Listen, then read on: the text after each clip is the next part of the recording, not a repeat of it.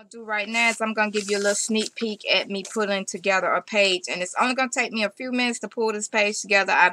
I've gathered everything that I want to put on it.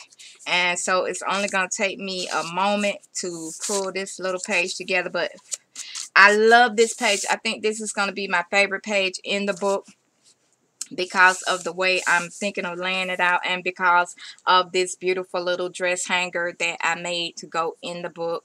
And I made it to look old and rugged and like it's been hanging in the back of the closet for a very long time, like it could have been somebody's wedding dress. And now it's been hanging in the closet for a long time, and it's tattered on the ends and whatnot. But it's a beautiful dress, so I'm going to use this. And I backed it with some cardboard so that it will stand up off the page.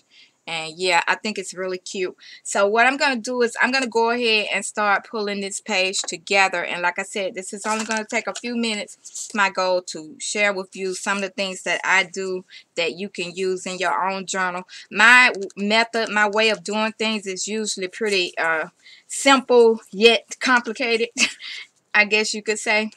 But because I don't use measurements a lot and stuff like most people do, so that makes it a little more precocious. But anyway, I'm going to pull this together and then give you that little show and tell that you can use in your own books. Please like, comment, subscribe, and share my videos, because YouTube likes it when you share the videos. They show them out more often when you share the videos. So please share my video, and thank you so much for joining me. Much love.